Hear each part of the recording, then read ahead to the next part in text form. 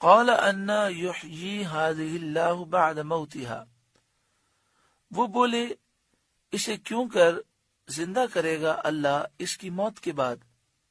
فاماتہ اللہ 100 عام، تو اللہ نے انہیں مردہ رکھا 100 برس، ثم بعثا، پھر انہیں زندہ کر دیا۔ قال کم لبثت، اللہ نے فرمایا آپ یہاں کتنا ٹھہرے؟ قال لبثت یوما او بعد یوم، آپ نے عرض کی دن بھر ٹھہرا ہوں گا یا کچھ کم۔ قال بل لبثت 100 عام، فرمایا نہیں بلکہ آپ کو 100 برس گزر گئے۔ فانظر الى طعامک و شرابک، اپنے کھانے اور پانی کو دیکھیے، لم یتسنہ، بو بھی نہ لایا، اس میں بدبو کوئی پیدا نہ ہوئی، 100 سال کے بعد بھی وہ اسی طرح ہے۔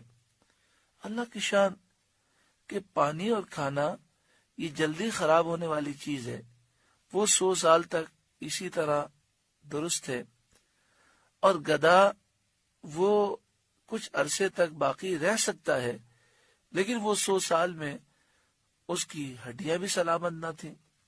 وانظر الی حمارک، اور آپ اپنے گدھے کو دیکھیے کہ جس کی ہڈیاں تک سلامت نہ رہیں۔ وَلِنَجْعَلَكَ آیَةً لِلنَّاسِ، اور یہ اس لیے کہ ہم آپ کو لوگوں کے لیے نشانی بنائیں۔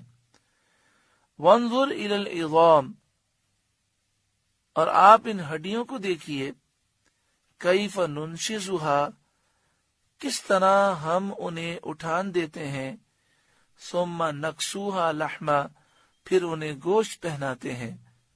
فلما تبین له، جب یہ معاملہ ان پر ظاہر ہو گیا، قال اعلم ان اللہ علی کل شیء قدیر، بولے میں خوب جانتا ہوں کہ اللہ سب کچھ کر سکتا ہے۔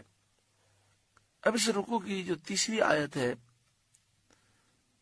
اس میں بھی ایک واقعہ ہے جس میں اللہ کی قدرت کا ذکر ہے۔ وَإِذْ قَالَ إِبْرَاهِيمُ، اور یاد کرو جب ابراہیم نے عرض کی، ربی، اے میرے رب، ارینی، مجھے دکھا دے، کیف تحیی الموتیٰ، تو کیوں کر مردے زندہ کرے گا، مردے تو کیسے زندہ فرمائے گا۔ قال اولم تؤمن، فرمایا کیا تجھے یقین نہیں۔ قال بلا، عرض کی یقین کیوں نہیں، ضرور یقین ہے۔ ولکن لیطمئن قلبی، مگر یہ چاہتا ہوں کہ میرے دل کو قرار آ جائے۔ اللہ رب العالمین تو عالم الغیب والشہادہ ہے، وہ جانتا ہے، لیکن اس سوال میں حکمت یہ بیان ہوئی تاکہ سوال اور جواب سے لوگ جان لیں کہ حضرت ابراہیم علیہ السلام کا یہ سوال اس لیے تھا کہ آپ کے ایمان میں مزید عروج پیدا ہو۔ آپ اپنی آنکھوں سے یہ منظر دیکھنا چاہتے تھے کہ مردے کس طرح زندہ ہوں گے۔ بعض مفسرین نے فرمایا کہ یہ جو آپ نے عرض کی اس کا سبب یہ ہوا کہ سمندر کے کنارے ایک آدمی وہ مرا ہوا تھا۔ جوار بھاٹے میں سمندر کا پانی چڑھتا اترتا رہتا ہے، جب پانی چڑھتا تو مچھلیاں اس لاش کو کھاتی، جب اتر جاتا تو جنگل کے درندے کھاتے، جب درندے جاتے تو پرندے کھاتے۔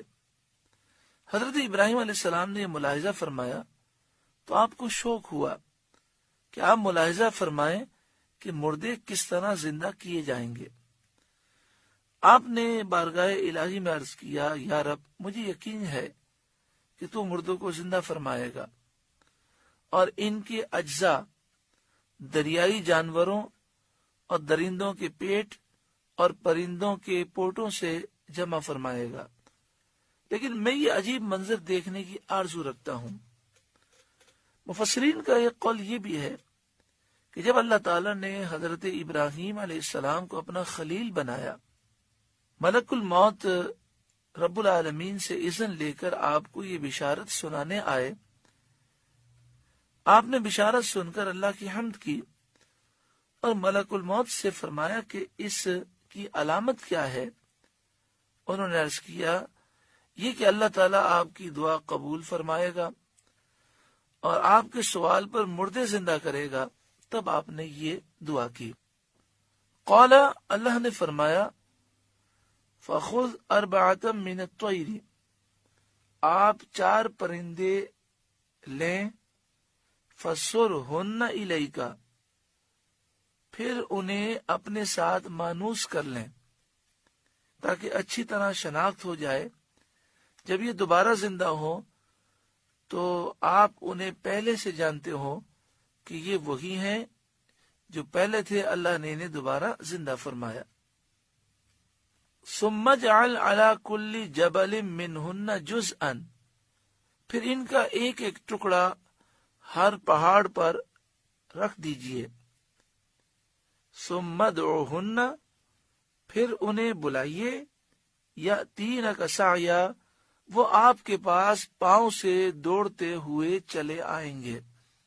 حضرت ابراہیم علیہ السلام نے 4 پرندے لیے، مور، مرغ، کبوتر اور کوا۔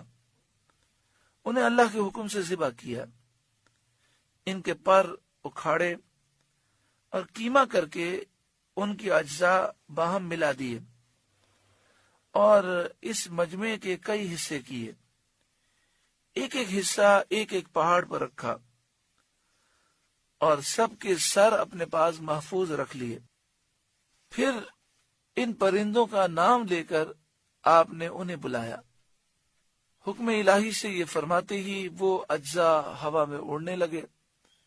مختلف پہاڑوں سے وہ اجزاء اڑ کر فضا میں مل گئے اور پھر ہر جانور کا جز الگ ہوا اور پھر اپنی ترتیب سے وہ جمع ہوئے اور پرندوں کی شکلیں بن کر اپنے پاؤں سے دوڑتے ہوئے حاضر ہوئے۔ وہ بغیر سر کے تھے، کیونکہ سر تو حضرت ابراہیم علیہ السلام کے پاس تھے، تو وہ دوڑتے ہوئے آئے۔